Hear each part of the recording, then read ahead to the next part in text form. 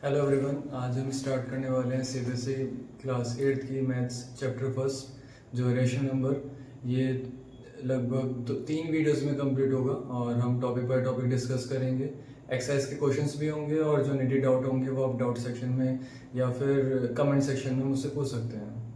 चलिए तो स्टार्ट करते हैं चैप्टर 1 को। जो एक्सरसाइज का इनिशियल्स हैं वो डिपेंड करेंगे आपकी कुछ प्रॉपर्टीज़ हैं जो हम पॉइंट बाय पॉइंट डिस्कस करेंगे। फर्स्ट प्रॉपर्टी कम्यूटेटिव, जहाँ पर जो मेन मोटो होता है वो स्टडी करना होता है आपको इनके ऑर्डर को। मींस अगर मुझे कहीं पे लिखा है a प्लस बी तो मैं उन्हें रीअरेंज करके b प्लस ए भी लिख सकता हूँ। सेम पॉइंट अगर हम यहाँ पर देखना चाहें तो फर्स्ट जो यहाँ पर आ रहा है अगर कॉमनली चेक करा जाए, जो हम नीचे भी देखेंगे डिस्ट्रीब्यूटिव प्रॉपर्टी में, मगर अभी के लिए आपको ध्यान रखना होगा कि हम टर्म्स को रीअरेंज कर लेते हैं अपनी नीड के अकॉर्डिंग। वहाँ पर अगर आप एडिशन उनका कर पा रहे हैं तो वो क्लोजर प्रॉपर्टी भी होती है, और अगर आप उनके रीअरेंज कर देते हो उन टर्म्स को, जैसे अगर मैं इस वाली फर्स्ट वाली टर्म को अपनी नीड के अकॉर्डिंग पहले प्लेस कर दूँ और जो नेक्स्ट वाली टर्म है आपकी -3/5 इंटू 1/6, उन फ्रैक्शंस को एक साथ लिख दिया जाए। तो इनको साथ रखने का जो पर्पस है वो ये है कि आप डिस्ट्रीब्यूटिव प्रॉपर्टी यूज करने वाले हो, मगर जो टर्म आपने यूज नहीं करी है वो आगे लिखा रहेगा। ऐसा जिसकी कोई कैलकुलेशन में चेंजेस नहीं होंगे क्योंकि आप साइन को चेंज नहीं कर रहे हो, आप सिर्फ वैल्यू को अपनी नीड के अकॉर्डिंग सिर्फ डिस्प्लेस कर रहे हो एक प्लेस से दूसरी प्लेस। यहाँ पर आपको ध्यान रखना है, अब यहाँ पर यूज कर रहे हैं कम्यूटेटिव प्रॉपर्टी का। नेक्स्ट स्टेप पे आते हैं तो हम यहाँ पर फोकस करते हैं कि मेरे पास यहाँ पर 3/5 भी है। सेकेंडली यहाँ पर जो सेकंड टर्म है वो भी 3/5 पे डिपेंडेंट है। तो नेक्स्ट आती है फिर आपकी डिस्ट्रीब्यूटिव प्रॉपर्टी, जहाँ पर आपके पास कोई पर्टिकुलर टर्म अगर वो डबल साइन के साथ रिपीट हो रहा है, मीन्स a इंटू बी भी है और a इंटू सी भी है, मीन्स टू प्लेसेस पे रिपीट हो रहा है, तो आप उनको सिंगल हैंडेडली बाहर लिख सकते हो ब्रैकेट के बाहर, और अंदर आपके पास फर्स्ट टर्म में से अगर मैं a को रिमूव करूंगा तो यहाँ से आपके पास बचेगा b, और देन अगर यहाँ से a और c में से रिमूव करा जाएगा तो आपके पास बचेगा यहाँ पर c। अगर उसी चीज को मैं यहाँ पर अप्लाई करना चाहूँ तो मेरे पास यहाँ पर आ जाएगा 3/5, देन नेक्स्ट आ जाएगा -2/3, और यहाँ से आपके पास बच जाएगा -1/6, देन आगे लिखा हुआ है 5/2। तो जो आप डिस्ट्रीब्यूटिव प्रॉपर्टी यूज कर रहे हैं यहाँ पर आप लिख सकते हैं यूजिंग डिस्ट्रीब्यूटिव प्रॉपर्टी, और डिस्ट्रीब्यूटिव प्रॉपर्टी के बेसिस पे अब मैं जो फ्रैक्शंस को सॉल्व करूंगा वो यहाँ पर सबट्रैक्शन और एडिशन करा जाएगा इस वाली टर्म का, देन आगे आपके पास लिखा हुआ है 5/2। अब इन फ्रैक्शंस की यहाँ पर मल्टीप्लाई कर दी जाएगी, जो आपने प्रीवियस क्लासेस में सीखा हुआ है क्लास 6 और क्लास 7 में कि फ्रैक्शंस की मल्टीप्लाई जो होती है वो बाय न्यूमरेटर भी होती है, और अगर आप कैंसिलेशन कर सकते हैं टर्म्स का तो कैंसिल आउट भी करते हैं। यहाँ पर जो सिंगल टर्म आपके पास आएगी उसका आप एडिशन कर दोगे 5/2 से, तो आपके पास आ जाएगा फाइनल आंसर। तो यहाँ पर इस क्वेश्चन में जो आपने सीखा है वो दो प्रॉपर्टीज के बारे में सीखा है, एक तो है कम्यूटेटिव प्रॉपर्टी और दूसरी है डिस्ट्रीब्यूटिव। कम्यूटेटिव में मोस्टली हम सिर्फ अरेंजमेंट का चेंजेस करते हैं, और अरेंजमेंट के चेंजेस पे जब यहाँ पर आपके पास टर्म्स बन जाती हैं तो आप कॉमन ले सकते हो उन टर्म्स को अपनी नीड के अकॉर्डिंग, और नीड के अकॉर्डिंग वैल्यूज को यहाँ पर प्लेस करने के बाद अंदर जो टर्म्स आएंगे उनको कैलकुलेट करा जाएगा यहाँ पर, देन अकॉर्डिंग टू बॉड मास आप पहले मल्टीप्लाई करते हो उसके बाद एडिशन करा जाएगा। तो यहाँ पर हम मल्टीप्लाई करेंगे फ्रैक्शंस को और उसके बाद जो टर्म आएगी उसमें ऐड कर दिया जाएगा 5/2। सेम टाइप का क्वेश्चन एक और है आपकी एक्सरसाइज में, जहाँ पर आपके पास जो टर्म्स यहाँ पर रिपीट हो रही हैं, अगर मैं ध्यान दूं तो कोई भी टर्म सेपरेट नहीं होती है जब तक एडिशन सब्ट्रैक्शन का साइन ना आ रहा हो, ठीक है। तो यहाँ पर आपके पास इन दोनों टर्म्स के बीच में मल्टीप्लाई, फिर इन दोनों फ्रैक्शंस के बीच में मल्टीप्लाई है, और लास्ट में इन दोनों फ्रैक्शंस के बीच में मल्टीप्लाई हो रहा है 2/5, और यहाँ पर भी आपके पास है 2/5। तो हम इन दो टर्म्स को एक साथ लिख देंगे। फिर से हम टर्म्स को रीअरेंज कर रहे हैं, कोई भी कैलकुलेशन नहीं करी जा रही है, कैलकुलेशन नहीं हो रही है, तो सिंपल मीनिंग है कि आप यहाँ पर यूज कर रहे हैं कम्यूटेटिव प्रॉपर्टी का, जैसा आपने यहाँ पर इनको रीअरेंज करा था। यहाँ पर आगे मेंशन कर दिया जाएगा using commutative property. Then last यहाँ पर आपके पास आ जाएगा 2/5 कॉमन है यहाँ पर। नेक्स्ट अगर मैं यहाँ पर 2/5 कॉमन लेता हूँ तो -3/7, देन +1/14, और आगे आपके पास -1/6। अब मुझे इसमें तो कोई प्रॉपर्टी यूज नहीं कर रहा हूँ तो मैं यहाँ पर टर्म्स को कैंसिल आउट भी कर सकता हूँ। 3 1 3 एंड 3 2 6, देन 2 2 4 हो जाएंगे। आपके पास आगे आ रहा है 1/4 माइनस साइन के साथ। यहाँ पर फिर से आप ब्रैकेट को सॉल्व करेंगे पहले एज पर बॉड मास, उसके बाद मल्टीप्लाई करी जाएगी, देन आगे कैलकुलेशंस।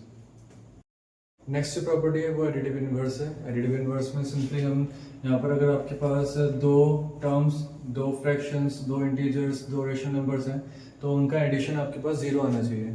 जो कि ऐसा तो पॉसिबल है नहीं कि आप 2 नंबर को प्लस करके 0 बना दें, मगर यहाँ पर आपको हमेशा ध्यान रखना पड़ता है कि अगर मेरे पास यहाँ पर एक नंबर a है और यहाँ पर मैं सेम नंबर को यूज़ कर सकता हूँ नेगेटिव साइन के साथ, तो आपको हमेशा ध्यान रखना है एडिटिव इनवर्स में आप सिंपली साइन को ही चेंज कर देते हैं।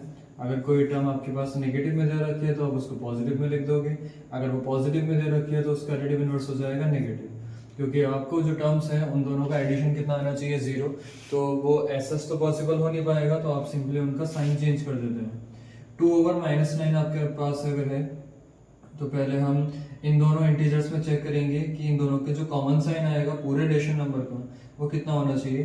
तो प्लस इंटू माइनस आपके पास होता है माइनस, तो ये नंबर हो जाएगा -2/9 और इसका एडिटिव इनवर्स हो जाएगा +2/9।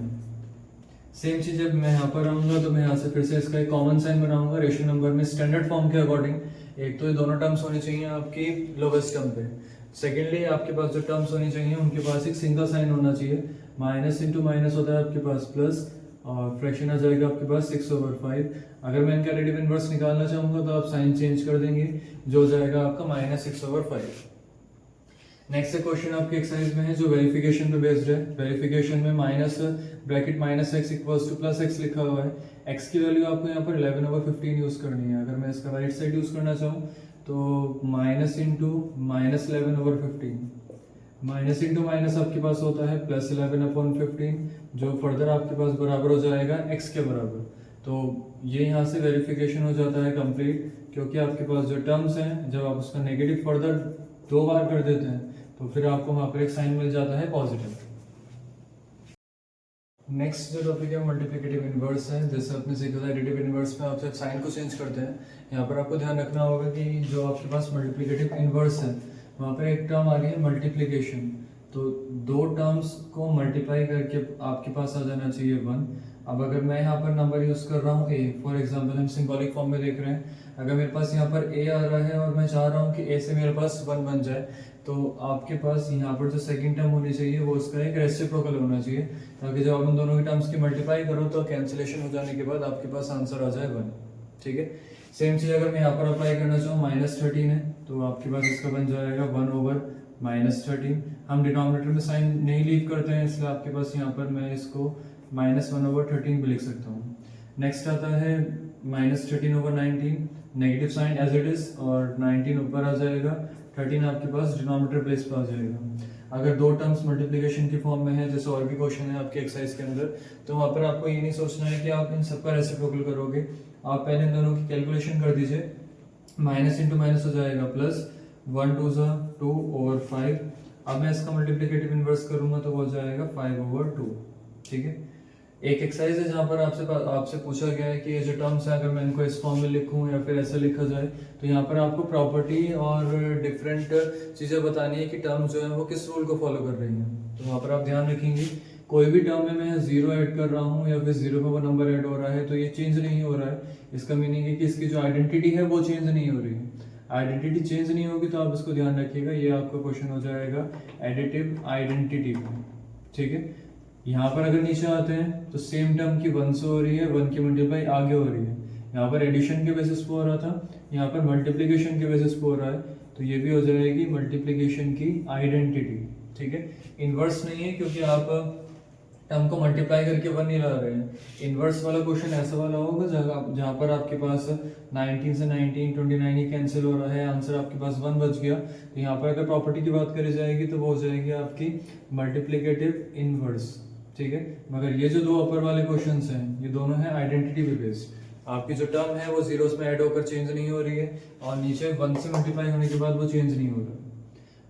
यहाँ पर अगर देखा जाए तो -13/17 पहले लिखा हुआ है, देन 2/7 है, यहाँ पर 2/7 है, देन नेक्स्ट आ रहा है आपके पास -13/17।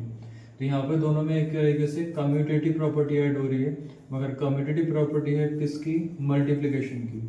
हमने जो पहले देखा था a + b b + a video की स्टार्टिंग में, तो वो थी कम्यूटेटिव प्रॉपर्टी ऑफ एडिशन। मगर यहाँ पर a × b और b × a यूज हो रहा है, तो ये जाती है आपकी commutative property of multiplication. Exercise के क्वेश्चन में आपके पास दे रखा है कि आपको मल्टीप्लाई करना है 6/13 को बाय द रेसिप्रोकल ऑफ -7/16। तो पहले हम यहाँ पर रेसिप्रोकल फाइंड कर लेंगे। Reciprocal of -7/16। यहाँ से आपके पास नेगेटिव साइन तो ऐसे लिखा रहेगा और टर्म हो जाएगी 16/7। उसके बाद आपको दोनों टर्म्स को मल्टीप्लाई करना है, तो 16/13 की मल्टीप्लाई हो जाएगी -16/7 से।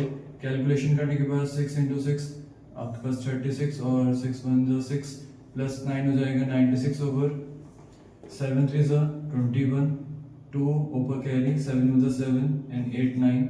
आंसर हो जाएगा -96/91। नेक्स्ट क्वेश्चन में आपको बताना है कि कौन सी प्रॉपर्टी है जो आपको ये फाइंड आउट करने में हेल्प कर सकती है। यहाँ पर अगर ध्यान दिया जाए तो टर्म्स आपके पास वही लिखी है 1/3 देन 6 और फिर 4/3। सेम यहाँ पर लिखा हुआ है 1/3 6 एंड 4/3।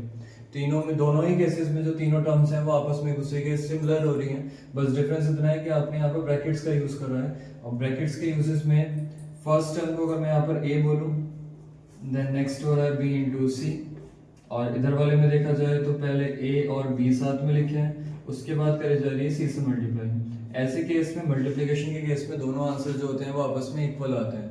यहाँ पर जो आपकी प्रॉपर्टी है वो है एसोसिएटिव प्रॉपर्टी, और एसोसिएटिव प्रॉपर्टी यहाँ पर जो लगी है वो लगी है फॉर मल्टीप्लिकेशन। और आपको ध्यान रखना होगा कि मल्टीप्लिकेशन के केस में चाहे मैं a b इंटू सी पहले सॉल्व करूं या फिर a इंटू बी पहले सॉल्व करके देन c यूज करा जाए, तो यहाँ पर जो हम प्रॉपर्टी यूज कर रहे हैं वो हो जाएगी आपकी एसोसिएटिव प्रॉपर्टी। नेक्स्ट क्वेश्चन में आपको चेक करना है कि -8/9 is a multiplicative inverse of -1/8। पहले हम चेक करेंगे कि क्या ये वाला स्टेटमेंट, इसका जो आंसर आता है वो -8/9 आएगा या नहीं आएगा। यहाँ पे आपको ध्यान रखना होगा कि फर्स्ट हम फाइंड करेंगे यहाँ पर -1/8। जब तक मैं इसको इम्प्रॉपर में सॉल्व नहीं करूंगा तब तक आप इसका मल्टीप्लिकेटिव इनवर्स नहीं निकाल सकते हैं। तो वहां पर आप पहले इसको चेंज करोगे इम्प्रॉपर फॉर्म में, 8 1 × 8 देन +1, ये हो जाएगा आपका 9/8। इस पर्टिकुलर 9/8 का नेक्स्ट लाइन में मुझे फाइंड करना पड़ेगा मल्टीप्लिकेटिव इनवर्स। अब मल्टीप्लिकेटिव इनवर्स में आपको ध्यान होगा हम सिंपली क्या कर देते हैं रेसिप्रोकल, नेगेटिव साइन तो फिर भी ऊपर ही आएगा, और 9/8 का हो जाएगा -8/9। अब क्वेश्चन में क्या पूछा गया था, क्या -8/9 इसका मल्टीप्लिकेटिव इनवर्स आता है नहीं आता है, तो आपका आंसर हो जाएगा yes, it is multiplicative inverse of -1/8। इसी सेम क्वेश्चन के अंदर अगर यहाँ पर आपके पास -8/9 दे रखा हो, आपको यहाँ पर +8/9 दे रखा होता, और क्वेश्चन में कहा जाता कि मल्टीप्लिकेटिव इनवर्स ऑफ -1/8, तब आपको चेक करना होता कि क्या इसका मल्टीप्लिकेटिव इनवर्स ये आता है नहीं आता है। तो आपको सिंपली फिर से वही सेम चीज करनी होगी, -1/8 को पहले आप चेंज करोगे इम्प्रॉपर फॉर्म में, जो हो जाएगा आपके पास -9/8। अब -9/8 और ये वाला नंबर अगर आपको चेक करना है तो एक तरीका तो यही है कि आप इसका इनवर्स फाइंड करके चेक करो कि आंसर यस आता है या नो, या फिर दूसरा तरीका होता है कि प्रोडक्ट जो होना चाहिए, जो आपका नंबर है जो क्वेश्चन में दे रखा है और जिसको आप फाइंड आउट करना चाह रहे हो मीन्स 8/9, इन दोनों का प्रोडक्ट जो आना चाहिए वो 1 के बराबर आना चाहिए। अगर 1 के इक्वल आता है तो आपका आंसर यस हो जाएगा, अदरवाइज एक दूसरे के इनवर्स नहीं होंगे। तो सेम चीज अगर मैं यहाँ पर 8/9 और मल्टीप्लाई करता हूँ, जो मेरे पास यहाँ पर नंबर आया था -9/8, दोनों को सॉल्व करते हैं तो आपके पास आता है -1। दोनों की यहाँ पर करी जाएगी प्रोडक्ट करने के बाद मेरे पास आंसर कितना आएगा -1। 9 से 9 कैंसिल हो जाएगा और 8 से 8, माइनस इंटू प्लस आ रहा है -1, और आंसर आपका आना कितना चाहिए 1, तो ये आंसर 1 के बराबर नहीं आ रहा है, तो इस केस में आपको जो आंसर हो जाता है वो 9 हो जाता है। अभी के लिए यहाँ पर जो आपका आंसर है वो यस आ रहा है। नेक्स्ट क्वेश्चन में यहाँ पर आपको 0.3 और 3 और 1/3 को चेक करना है कि क्या ये एक दूसरे के मल्टीप्लिकेटिव इनवर्स है या नहीं। तो फिर से वही सेम चीज करी जाएगी। मैं यहाँ पर 0.3 क्योंकि एक डेसिमल की फॉर्म में लिखा हुआ है तो उसको पहले चेंज कर दूंगा एक फ्रैक्शन की फॉर्म में, तो ये हो जाएगा आपके पास 3/10। और मैं दूसरी तरफ अगर चेंज करना चाहूँ, ये एक मिक्स फॉर्म दे रखी है जैसा मैं यहाँ पर करा था, 3 × 3 करा जाएगा 9 और ऊपर वाली वैल्यू करी जाएगी +1, तो ये हो जाएगा आपके पास 10/3।